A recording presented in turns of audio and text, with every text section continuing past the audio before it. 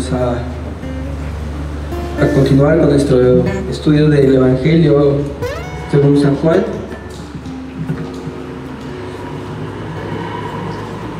Nos quedamos en el capítulo 8, verso 47. Continuaremos con el capítulo 8, del verso 48 a 58. Es decir, acabaremos con ese capítulo.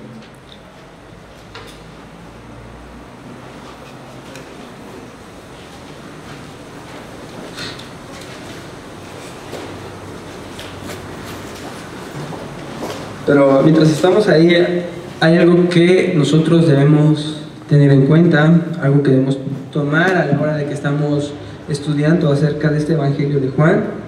Y uno de los puntos importantes que tomamos, no solo del Evangelio de Juan, sino de cualquier texto de la Escritura que vamos a estudiar, vamos a leer y vamos a meditar, es hacernos la pregunta: ¿cuándo fue escrito?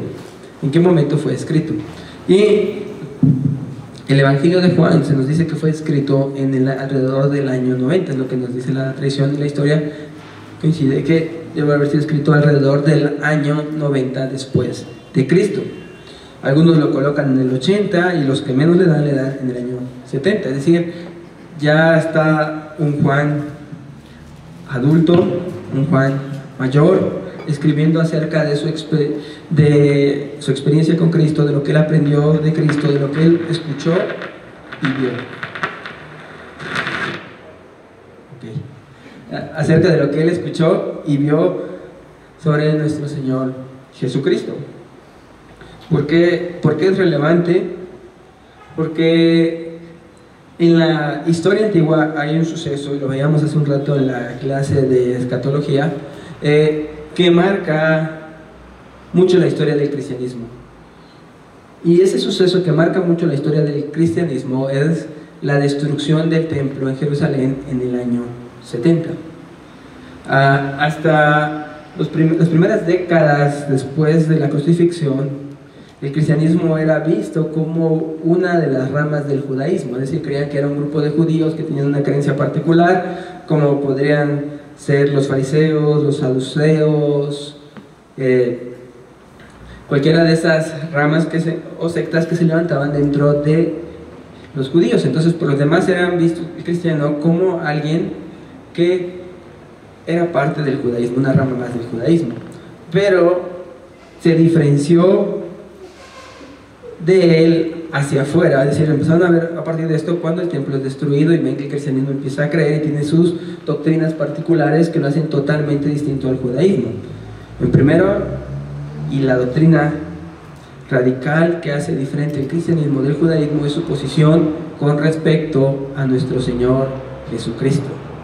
Lo que piensa el judío sobre nuestro Señor Jesucristo y lo que piensa el cristiano sobre nuestro Señor Jesucristo son cosas totalmente diferentes, son cosas separadas. El judío, en su mayoría, nos muestra Juan, rechaza a Cristo, lo rechaza, pero el cristiano no solo acepta a Cristo como Mesías, sino Juan nos va a enseñar que el cristiano reconoce a Cristo como Dios. Y ahí es donde radica una gran diferencia, en que para nosotros nuestro Señor Jesucristo es Dios encarnado. Para nosotros nuestro Señor Jesucristo es Dios mismo.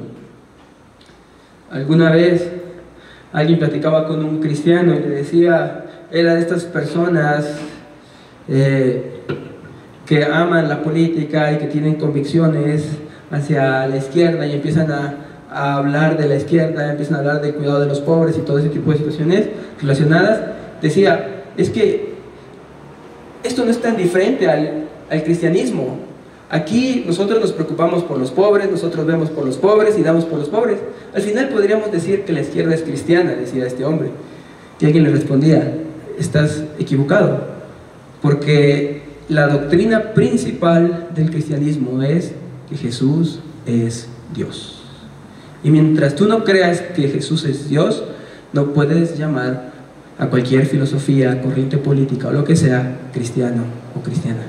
Porque la doctrina central del cristianismo, lo que lo hace diferente del judaísmo, es que Jesús es Dios. Y es lo que nos empieza marcando el Evangelio de Juan, ¿se acuerdan? En el principio era el verbo era con Dios, y el verbo era ¿quién? Dios. Y el verbo era Dios. Y esa es una doctrina central para nosotros los cristianos. Y Juan va a expresar a esta cultura, años después, que se pueden preguntar, bueno, ¿y por qué he de seguir a tu Dios? Si mira, no era el mismo Dios de los judíos y mira cómo los destruyeron. ¿Por qué hemos de seguir? Y Juan nos va a mostrar que la destrucción también de los judíos está relacionada ¿a qué? A su rechazo de Jesús. Su rechazo de Jesús les llevó a ver en el año 70 su templo destruido y ver cómo eran exiliados de la tierra.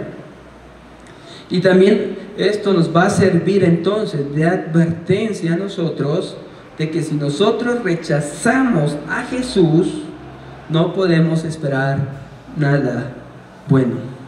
No podemos esperar que algo bueno nos acontezca si persistimos en nuestro rechazo de Jesús. Dice el verso 48. Respondieron entonces los judíos y le dijeron: ¿no decimos bien nosotros que tú eres samaritano y que tienes demonio? Respondiendo Jesús: yo no tengo demonio, antes honro a mi Padre y vosotros me deshonráis. Pero yo no busco mi gloria, hay quien la busca y juzga. De cierto os digo, que el que guarda mi palabra nunca verá muerte. Entonces los judíos le dijeron: ahora conocemos que tienes demonio, Abraham murió y los profetas, y tú dices: el que guarda mi palabra nunca sufrirá muerte. ¿Eres tú acaso mayor que nuestro padre Abraham, el cual murió, y los profetas que murieron? ¿Quién te haces a ti mismo? Jesús respondió: si yo me glorifico a mí mismo, mi gloria nada es. Mi Padre es el que me glorifica, el que vosotros decís que es vuestro Dios. Pero vosotros no le conocéis, mas yo le conozco. Si dijere que no le conozco, sería mentiroso como vosotros, pero le conozco y guardo su palabra. Abraham, vuestro padre, se gozó de que había de ver mi día, lo vio y se gozó. Entonces le dijeron los judíos: ¿aún no tienes 50 años? ¿Ya has visto a Abraham? Jesús le dijo: de cierto os digo, antes que Abraham fuese, yo soy. Tomaron entonces piedras para arrojárselas, pero Jesús se escondió y salió del templo, y atravesando por en medio de ellos, se fue. Muy bien.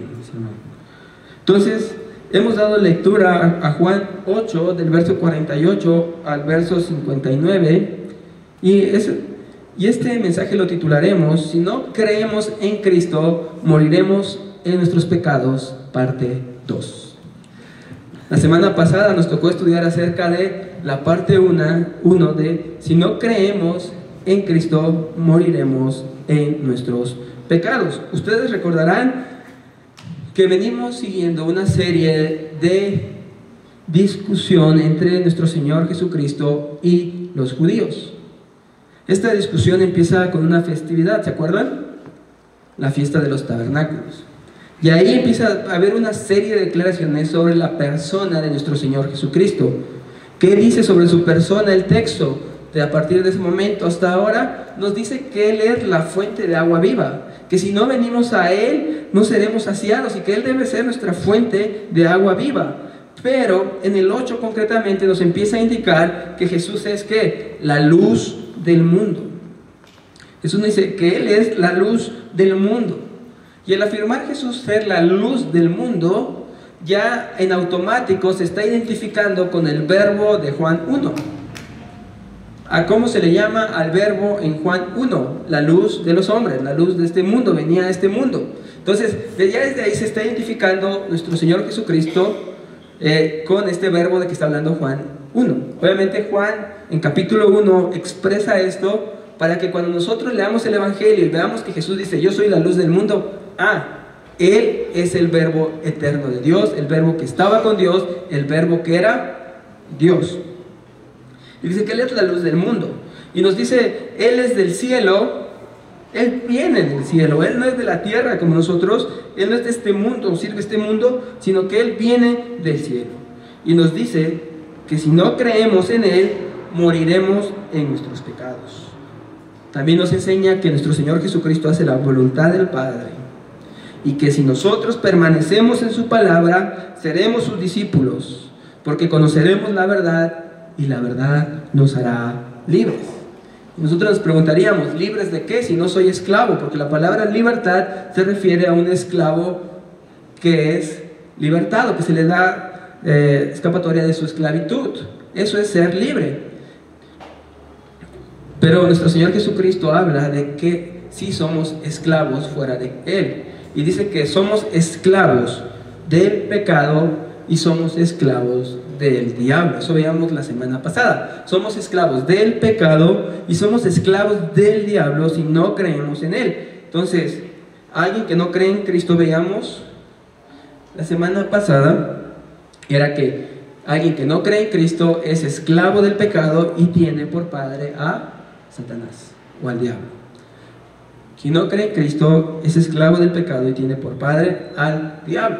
Y nuestra condición sin Cristo, nuestra condición fuera de Cristo, es una razón, un argumento para que nosotros creamos en Cristo.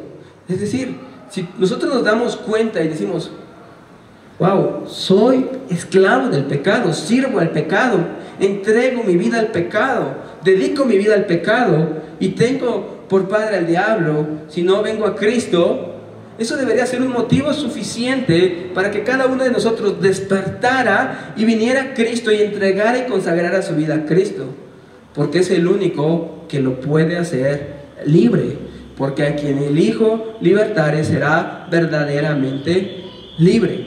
Entonces debemos, dada nuestra condición humana, no tenemos algo más importante, más urgente que venir a Cristo para ser verdaderamente libres. Entonces, si no creemos en Cristo, moriremos en nuestros pecados. Parte 1 nos expresaba que si no venimos a Cristo, dada nuestra condición humana, moriremos en nuestros pecados.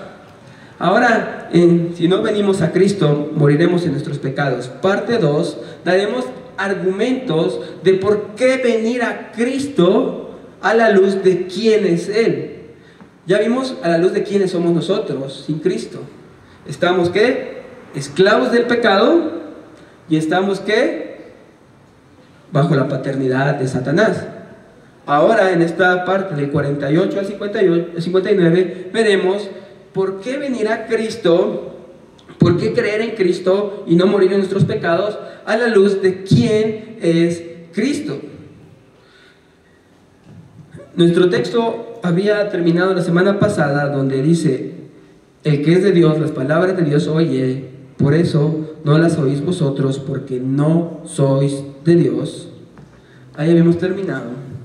Ahora en este verso 48 vemos la respuesta de los judíos a las palabras de nuestro Señor. ¿Qué dice? Y respondieron entonces los judíos y le dijeron, ¿no decimos bien nosotros que tú eres samaritano y que tienes demonio? Respondió Jesús, yo no tengo demonio, antes honro a mi Padre y vosotros me deshonráis. Yo no busco mi gloria, hay quien la busca y juzga. De cierto os digo, que el que guarda mi palabra nunca verá muerte. Y nuevamente nuestra atención es llevada a esta frase, de cierto os digo, que el que guarda mi palabra nunca verá muerte. ¿Cuál es nuestra condición humana? Nuestra condición humana ya la hemos expresado y es que somos esclavos del pecado, estamos condenados a morir en nuestros pecados y nuestra naturaleza nos lleva a rechazar a Dios y a su Hijo. El estado favorito de nuestra condición humana es la incredulidad, el rechazo de Cristo. Pero nosotros debemos ser conscientes de que porque Jesús es el Hijo de Dios, el Verbo que es Dios, nosotros debemos guardar su palabra. Esa es la enseñanza, mis hermanos, porque Jesús es el Hijo de Dios, el Verbo que es Dios, nosotros debemos guardar su palabra. Si no permanecemos en su palabra, ¿qué consecuencias hay? Morimos en nuestros pecados. ¿Por qué? Porque nuestra condición natural, la condición de cada uno de nosotros es la de ser un esclavo del pecado, un hijo de Satanás y estar separado del Padre. Si no creemos en Él, moriremos en nuestros pecados. Veamos 3 puntos que nos llevan a poner nuestros ojos en Jesús, nuestra confianza en Jesús y decir: debo de creer en Él, debo de poner mi fe en Él, debo poner mi confianza en Él. Punto número 1 dice: el que guarda su palabra nunca verá muerte. La muerte es la consecuencia del pecado.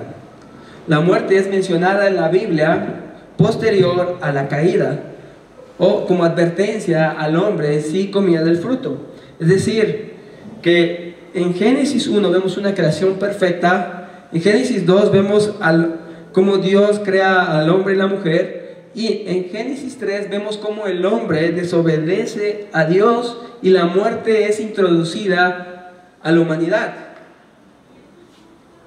Y empezamos a ver una larga lista. Si ustedes han leído Génesis, se habrán dado cuenta que a partir de Génesis 4 en adelante se empieza a dar una lista constante de hijo de tal, vivió tantos años y murió. Y hay algo que todos los hombres tienen en común, algo que esa lista de genealogía tiene un propósito de mostrarnos. ¿Qué es lo que todos estos hombres tienen en común? ¿Qué es lo que tiene en común cada uno de esta lista? Todos murieron. Eso es lo que tienen en común. Todos murieron. No importa que hayan vivido 969 años, no importa que hayan vivido cientos de años, al final todos tenían una cita garantizada que era la muerte. Y cada uno de estos hombres, de una larga genealogía, si tú los pones en un orden, verás que han pasado cientos de años, miles de años, hombre tras hombre, y todos tienen la misma condición común. Todos mueren. Y esa es la realidad de cada uno de nosotros, mis hermanos. El hombre está condenado a muerte por su pecado. El hombre está condenado a muerte por su pecado. El efecto del pecado en el hombre es la muerte. A veces no queremos pensar en la muerte, pero la muerte es una realidad para nosotros. Es algo que va a presentarse en nuestras vidas. Todos algún día habremos de enfrentar al sepulcro. Todos algún día habremos de partir de esta tierra. Todos moriremos. Todos moriremos. No importa cuánto tratemos de alargar nuestra vida, no importa cuánto nos esforcemos, comamos puras verduras, hagamos ejercicio, que todo eso es bueno, no importa cuánto nos esforcemos, al final todos morirán. Todos van a morir. Pero nuestro Señor Jesucristo nos está diciendo que el que guarda su palabra nunca verá muerte. ¿Está diciendo acaso que el que crea en Él nunca experimentará la muerte física? Sabemos que todos moriremos, que nuestro cuerpo será llevado al sepulcro. Pero entonces, ¿qué nos está diciendo cuando habla de que quien guarda su palabra nunca enfrentará o nunca morirá? Está diciendo que quien guarda su palabra tiene vida eterna. Quien guarda su palabra tiene vida eterna. Y quien tiene vida eterna, dice que aunque esté muerto, vivirá. quien tiene vida eterna, aunque esté muerto, vivirá. Es decir, aunque enfrente la muerte en términos fisiológicos, en términos eternos, Él está vivo. ¿Por qué? Porque creyó en Jesús. Porque creyó en Jesús. El que cree en Él y guarda su palabra nunca verá la muerte. Mis hermanos, nosotros sin Cristo en esta vida somos como prisioneros en un calabozo. Hemos estado escondidos en un calabozo, presos, sometidos por Satanás y sometidos por el mundo. Y nunca nuestros ojos han visto la luz verdadera.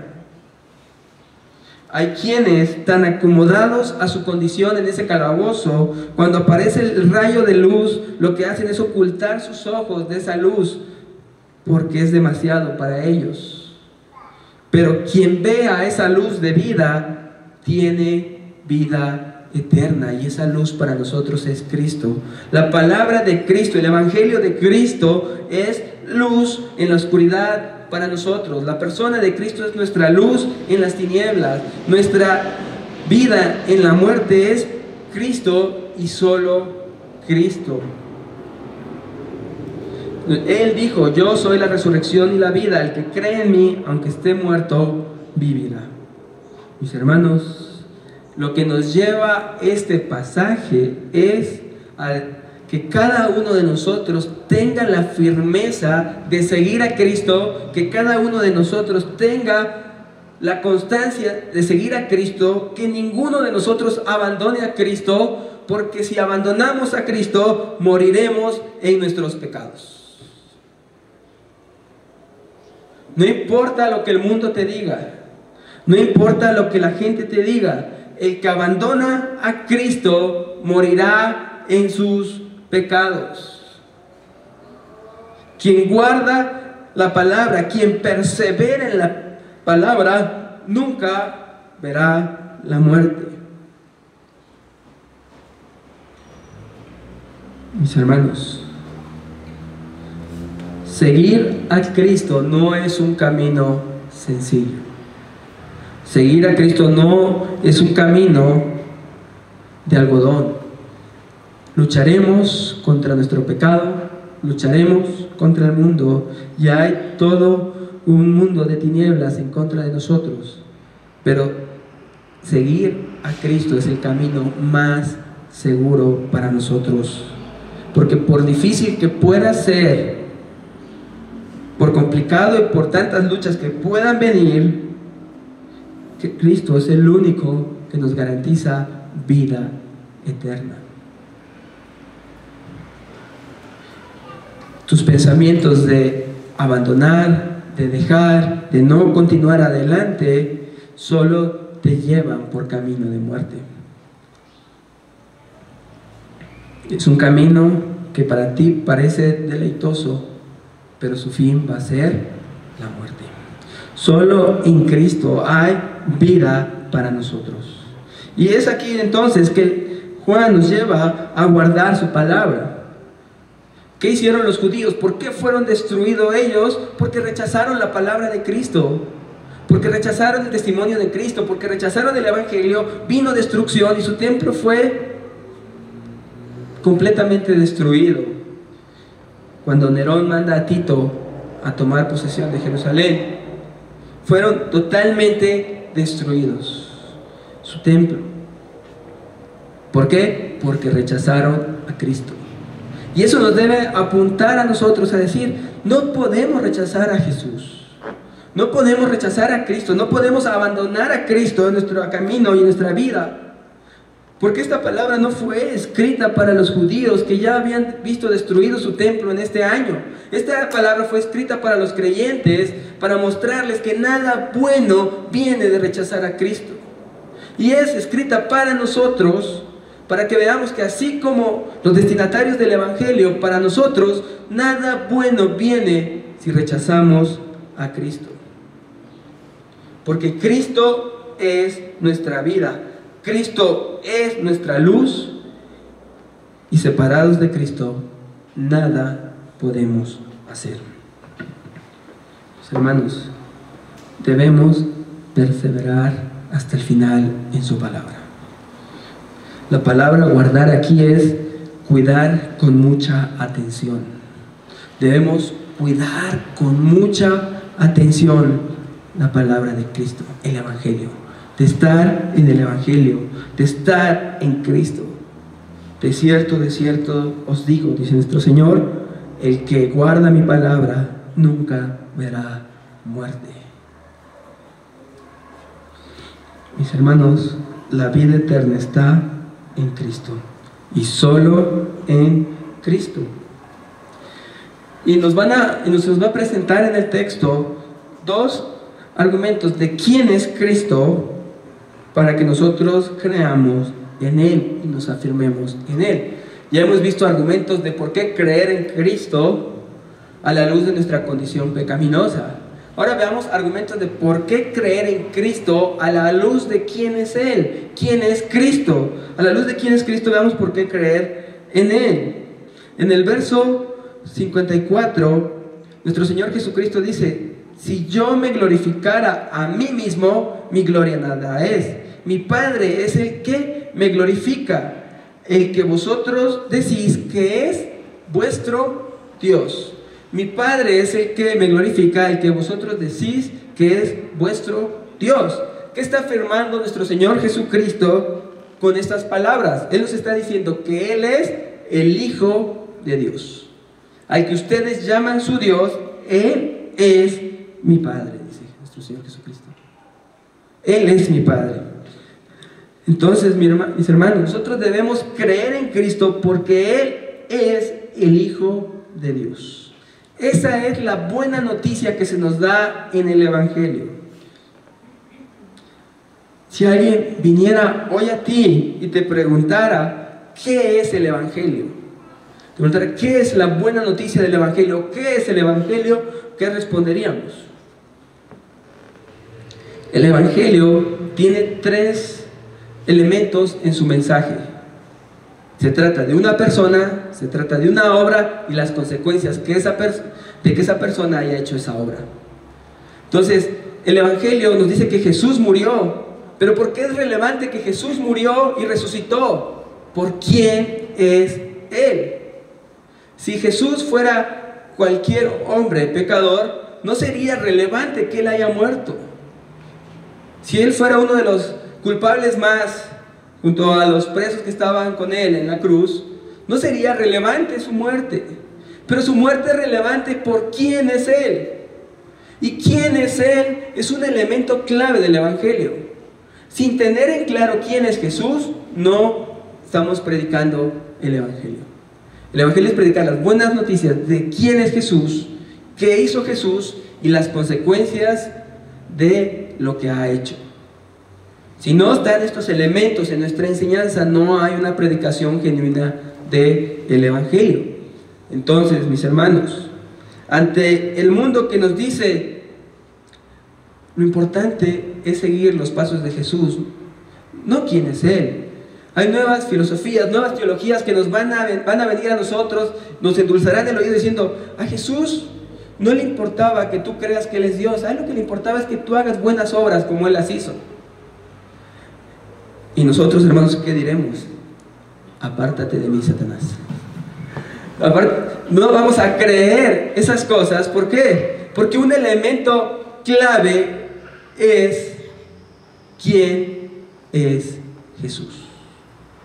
Si Jesús no es quien dice ser, no hay evangelio, mis hermanos. Estamos en nuestros pecados.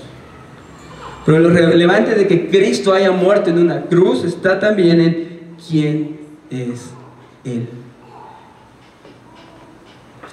El Hijo de Dios. El Hijo de Dios murió por nosotros en una cruz. El Evangelio es Cristo, su persona, su obra, las consecuencias de su obra. Entonces, mis hermanos, si nosotros le restamos importancia a quién es Jesús, le estamos restando importancia al Evangelio. Cada uno de nosotros debe creer profundamente que Jesús es el Hijo de Dios, que Jesús es el Hijo de Dios. Si nos damos cuenta, Juan, que ya conoce los otros 3 evangelios para cuando está escribiendo, centra su mensaje no solo en la obra, sino que le da mucha importancia a quién es Él. ¿Cómo lo sabemos? Desde el inicio. En el principio era el verbo era con Dios y el verbo era Dios. Desde el inicio nos está centrando el mensaje en quién es Él. Y su propósito declarado en Juan 20:31 también se centra en quién es Jesús. Lo que Juan nos está trayendo a luz es que nosotros profundicemos en quién es Jesús para creer en Él y saber que su muerte es nuestra salvación y que su resurrección es nuestra esperanza por quién es Él. Juan 20:31 dice: porque estas cosas se han escrito para que creáis que Jesús es el Cristo, el Hijo de Dios, y para que creyendo tengáis vida en su nombre. Juan no menciona lo que hizo, menciona quién es Él, pero porque sabe que ya sabemos qué es lo que hizo. Pero algo que va a evitar que nosotros abandonemos el Evangelio es tener en claro quién es Jesús. Si estamos conscientes de que Él es el Hijo de Dios, no abandonaremos a Jesús. ¿Quién abandonaría al Hijo de Dios si cree que Él verdaderamente es el Hijo de Dios? Nosotros debemos, mis hermanos, profundizar en nuestro conocimiento de quién es Jesús. Creer en Jesús no es decir que existió un personaje histórico en la región de Palestina llamado Jesús. Creer en Jesús es afirmar que Él es el Hijo de Dios y que si no creemos en Él, moriremos en nuestros pecados. ¿Cuál es la consecuencia de que tú no creas que Jesús es el Hijo de Dios? Morirás en tus pecados. Porque si Jesús no es el Hijo de Dios, no hay salvación para nosotros.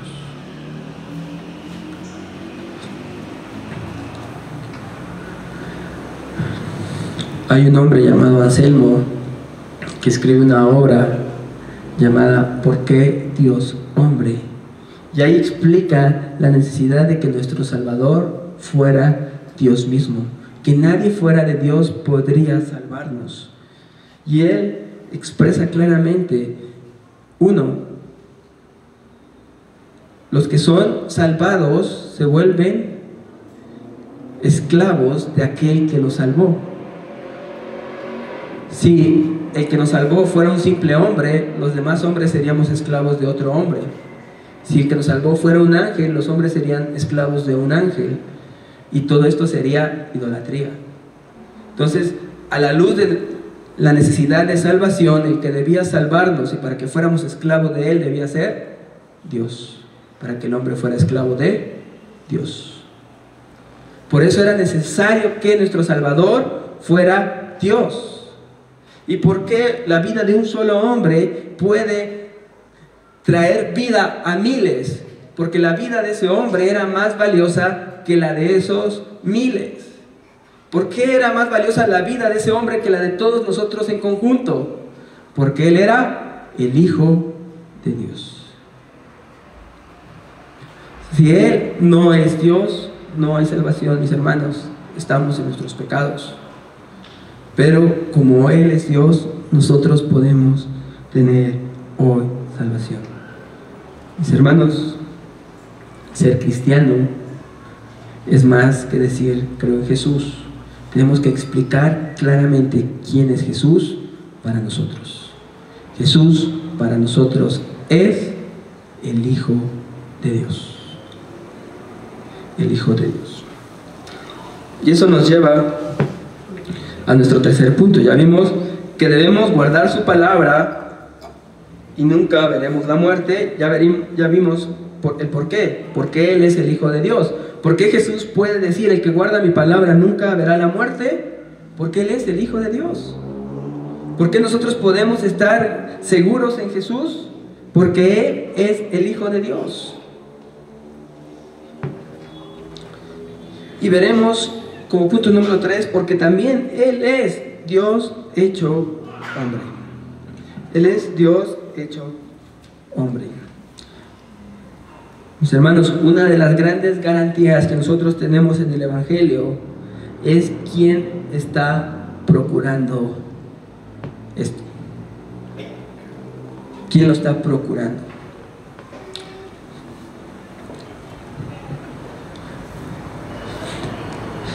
En la empresa donde laboro, todos nos dedicamos a hacer proyectos y todos estamos haciendo proyectos. Pero de repente hay alguien que es el jefe, digamos, de toda la empresa, el mero de la empresa, y cuando él dice, saquen este proyecto, ¿saben qué pasa? Todos los proyectos se detienen porque ese es el proyecto que hay que sacar adelante, porque es el que está garantizado. ¿Por qué está garantizado? Porque el dueño de la empresa lo ha solicitado, él lo pidió directamente, y eso hace que sea garantizado. Entonces la persona que lleva a cabo esta obra es quien garantiza, quien solicita es quien garantiza. Y dependiendo cuán importante es esta persona, podemos tener la certeza de que es un lugar seguro o no.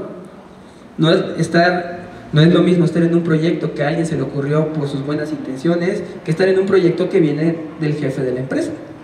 Tú sabes que ahí hay garantía, dices, aquí estoy seguro, aquí no pierdo el trabajo. Pero, ¿por qué te digo esto? Porque nuestro Señor Jesucristo dice que quien garantiza su gloria es el Padre. Yo no busco mi gloria, pero hay quien la busca, el Padre. ¿Y qué hay más seguro? ¿Qué apuesta es más segura que depositar nuestra confianza donde el Dios que creó con su palabra el universo, el Dios que sostiene todas las cosas, aquel que es todopoderoso, eterno, suficiente en todo, dice: yo estoy buscando esto? ¿Y sabes qué significa que Dios procure algo, que Dios busque algo? Que eso sucederá. Cuando nos dice que el que busca su gloria es el Padre, nos está dando una garantía de que el Hijo será glorificado, sí o sí. El Hijo va a ser glorificado, así los fariseos se opongan, así todo el mundo se oponga, así toda la tierra se opusiera a Cristo, el Hijo va a ser glorificado. ¿Por qué? Porque el Padre lo ha determinado. Y que el Padre lo haya determinado es más que suficiente para tener esta garantía en el Evangelio. En el Evangelio, mis hermanos. Decíamos que nuestro punto 13 es porque Él es Dios hecho hombre. En el verso 53, ellos preguntaban: ¿eres tú acaso mayor que nuestro padre Abraham? Él murió y los profetas murieron. ¿Quién te haces a ti mismo? Y él empieza a hablar de que si se glorifica a sí mismo, no sería nada, pero el Padre es quien le glorifica. Y la respuesta de los judíos viene nuevamente en el verso 57 diciendo: entonces dijeron los judíos: aún no tienes 50 años, ¿ya has visto a Abraham? Jesús le dijo: de cierto os digo, antes que Abraham fuese, yo soy. Antes que Abraham fuese, yo soy. Debemos poner nuestra confianza en Jesús, porque Él es Dios hecho hombre. Él es Dios encarnado.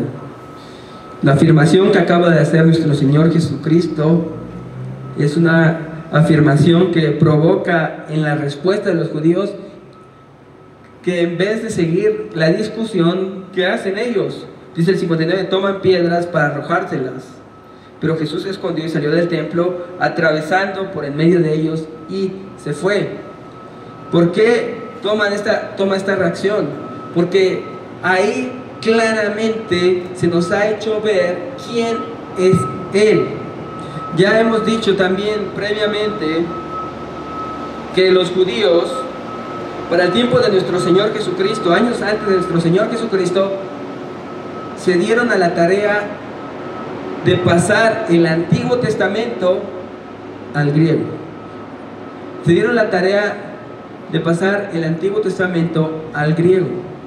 Es decir, el Antiguo Testamento más común para la época en que nuestro Señor Jesucristo está hablando está en griego. Se conoce como la Septuaginta o la Biblia de los 70. ¿Por qué se llama la Biblia de los 70? porque se nos dice que 70 eruditos escribieron la misma Biblia, la misma traducción del Antiguo Testamento al griego, y lo hicieron idéntico. No se equivocaron en una sola palabra, sino los 70 dieron palabra por palabra exactamente el mismo texto. Eso es lo que nos dice porque es la Septuaginta. Pero, ¿qué es relevante de esto? Es que ellos, estos traductores, cuando se encuentran con el pasaje de Éxodo 3, y se encuentran con que Moisés se topa con Dios y le dice: dime cómo te llamas, para que yo le diga al pueblo de parte de quién soy, de quién vengo. Dime cuál es tu nombre. Dios le dice, y Dios le revela: yo soy el que soy.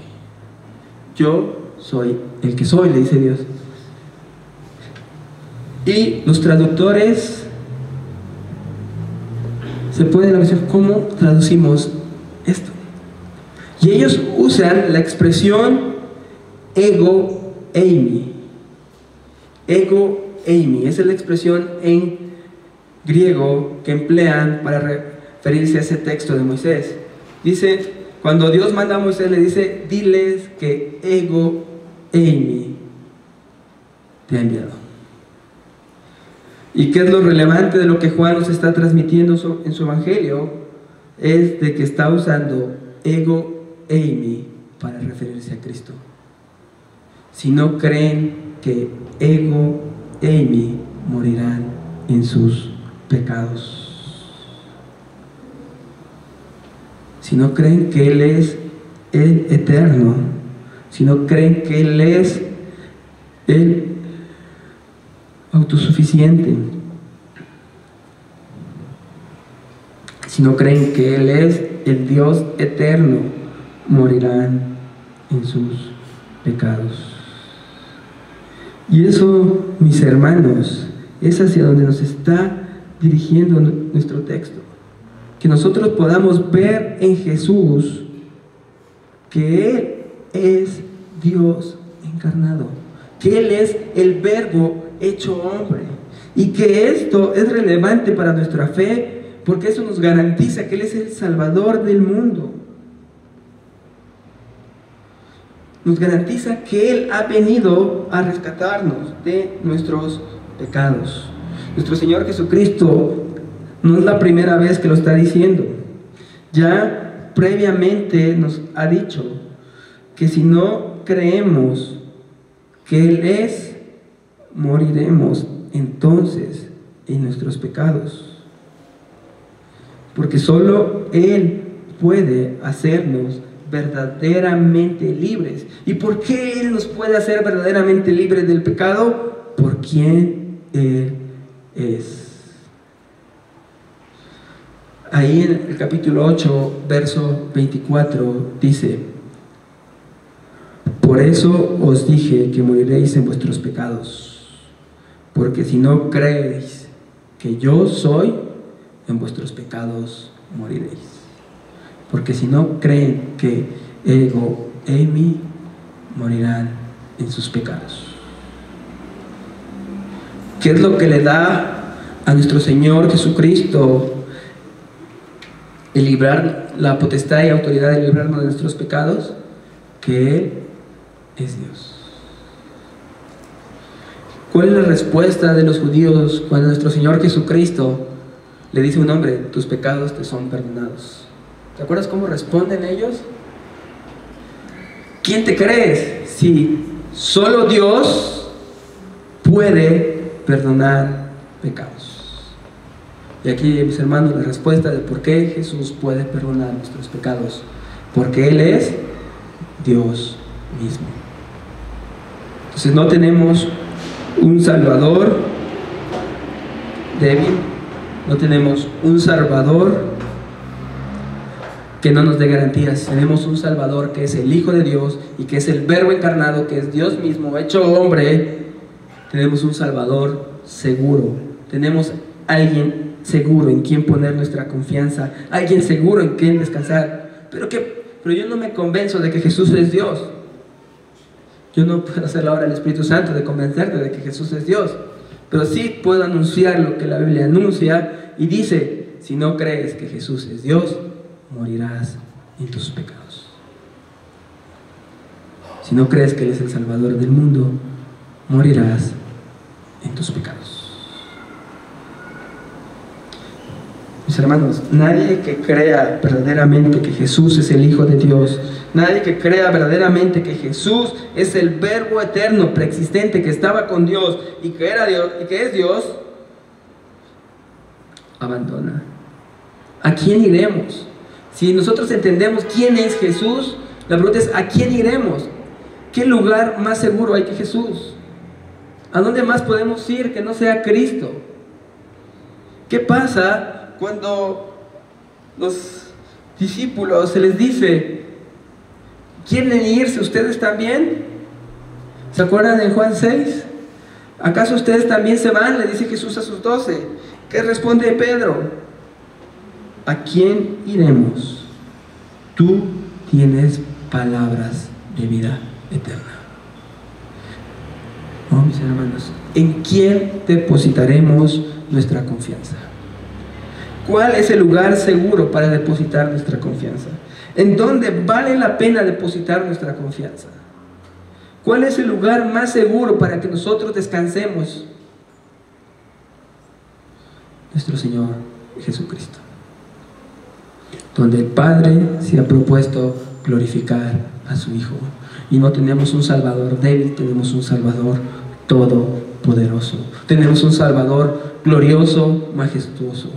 Un Salvador que es todopoderoso y conoce todas las cosas.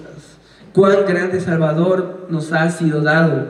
Y no solo eso, se hizo hombre, es decir, entiende nuestra condición. ¿En quién habremos de descansar? ¿En quién habremos de poner nuestra confianza? ¿En quién iremos para ayuda y auxilio? ¿Quién puede ser nuestra ayuda, auxilio? ¿Correremos a los hombres para que ellos nos ayuden o nos auxilien? ¿Ellos son todopoderosos? ¿Ellos pueden hacer lo que quieran? No, pero nuestro Señor Jesús sí es todopoderoso y Él es Dios. Él es el Verbo eterno, el que era en el principio, el que en el principio estaba con Dios, el que es Dios. Ese es nuestro Salvador Jesucristo. Mis hermanos, esto no solo se trata de hacer buenas obras para igualar a Cristo. No podemos igualarle porque Él es el Hijo de Dios. Pero podemos seguirle y por la fe en Él, ser salvos de nuestra esclavitud al pecado. Mis hermanos, ¿quién es Jesús? Es importante, es relevante. No solo es decir, creo en Jesús y ya. Porque cuando esa mentalidad entra en nosotros, no vemos ningún conflicto. He conocido personas que dicen, bueno, es que todos hablan de Jesús, ¿no? Los mormones, los testigos, todos hablan de Jesús. ¿Cuál es la diferencia? La diferencia es esta, que para nosotros Jesús es Dios, el Hijo de Dios, el unigénito de Dios, y que fuera de Él no podemos ser salvos. No creemos que Dios haya sujetado a la humanidad en servidumbre de un hombre o de ángeles. Creemos que Dios sujetó a la humanidad a su servidumbre, que Él mismo los salvó, que se requería que el Salvador de los hombres fuera Dios, porque solo Dios podría hacer un sacrificio tan valioso. ¿Qué merecía el castigo humano? Condenación eterna. Condenación eterna es lo que merecía el castigo humano. Ya hemos ejemplificado muchas veces que la ofensa no gira alrededor, el castigo por una ofensa no gira alrededor de la ofensa, sino que gira alrededor de a quién ofendemos. Lo importante no es, fue ligerito, sino lo importante es a quién ofendiste con eso que tú dices, fue ligerito. Lo importante es quién se ofendió con eso. Y la Biblia nos dice que es Dios. Y como hemos ofendido a un ser eterno, merecemos ¿qué? Un castigo eterno. ¿Y quién podría recibir un castigo eterno en nuestro lugar? ¿Quién podría recibir la ira santa de Dios por nosotros? ¿Qué hombre resistiría la ira santa y eterna de Dios? Solo podría resistirla a alguien en cuya naturaleza fuera eterna y que fuera Dios. Solo Dios podría salvarnos. Dios nos dice que su pueblo conocerá que Él es Dios y que afuera de Él no hay quien salve. Fuera de Él no hay quien salve. Mis hermanos, nuestro Salvador es el Verbo eterno, Dios encarnado. Medita si estás pensando abandonar a Cristo. No estás pensando abandonar a cualquier hombre. No estás pensando abandonar a cualquier persona. No has rendido tu fidelidad a cualquier hombre o a cualquier persona. Si eres creyente, la has dado al Hijo de Dios. Cuando tú con tu vida deshonras a quien te salvó, no estás deshonrando a cualquier hombre. No estás deshonrando a cualquier persona, estás deshonrando al Hijo de Dios. Cuando te pones el título de cristiano, pero no vives como tal, estás deshonrando al Hijo de Dios. Mis hermanos, no estamos sirviendo a cualquiera, no estamos en cualquier reino, estamos en el reino de Dios. Nuestro Salvador es glorioso, nuestro Salvador es eterno, nuestro Salvador es todopoderoso. No estamos jugando, mis hermanos. El cristianismo es un asunto serio. Es un reino serio, cuyo rey es Dios mismo. Mis hermanos, el reino que piensas abandonar es el reino de Dios. Al reino que le has dado tu fidelidad, si persistes hasta el final, es el reino de Dios. Y a la luz de quién es Cristo, eso debería ser suficiente para que cada uno de nosotros persevere hasta el final. Que no sea nuestra emoción la que nos está guiando, no sea, se siente bien bonito, se siente bien. No puede ser nuestra emoción la que nos guíe, mis hermanos. Tiene que ser nuestra convicción de que Jesús es Dios la que nos guíe. Nuestra convicción de que Jesús es Dios es lo que debe dirigir cada uno de nuestros pasos. Vivimos cada uno de nuestros días no con la convicción de que vivimos para nosotros ni para servir a un reino humano. Vivimos cada día de nuestras vidas con la convicción de que a quien estamos sirviendo, siguiendo, es el Hijo de Dios, el Verbo eterno, que es Dios.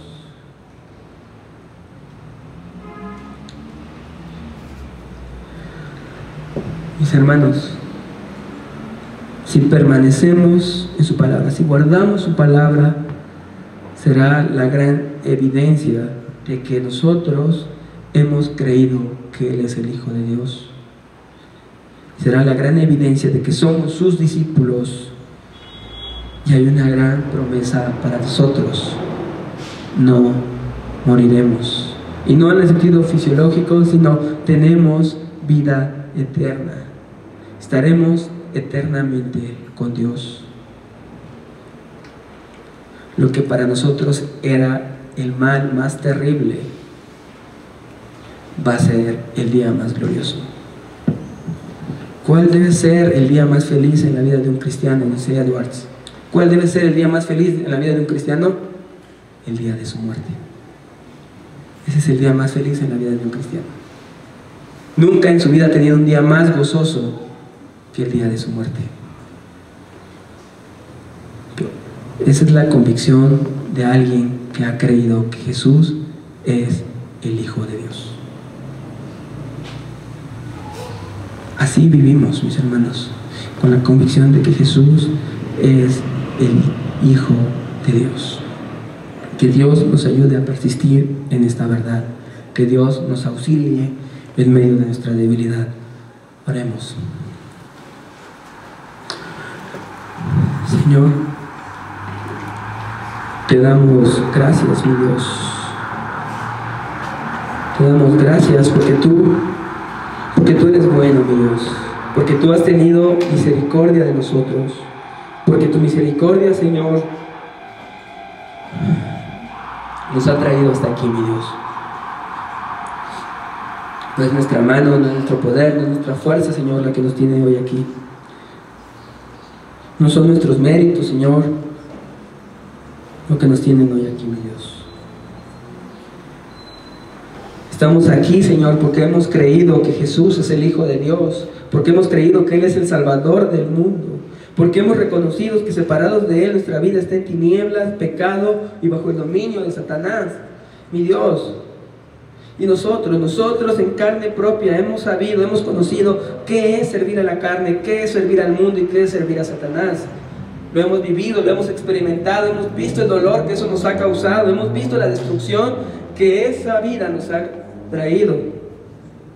Pero hemos sido rescatados no por la mano de un hombre cualquiera, no por la mano de un ángel. Hemos sido rescatados por la mano de Dios hecho hombre, quien ha bajado al calabozo a sacarnos de nuestras prisiones es el Hijo de Dios.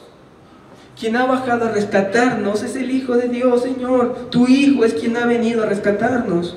Tu Hijo es quien ha venido a salvarnos. Tu Hijo es quien vino hasta las profundidades de nuestra oscuridad y nuestras tinieblas. El que vino acá en este calabozo donde estábamos presos a traernos libertad. Y al que el Hijo libertare, ese será verdaderamente libre. Dios, ¿cuántas veces no andamos por la vida diciendo que nosotros gobernamos nuestra vida, que nosotros hacemos lo que queremos y nadie tiene que decirnos qué hacer? Creyendo que somos libres por seguir esta mentalidad, lo único que estamos reflejando, mi Dios, es que somos esclavos.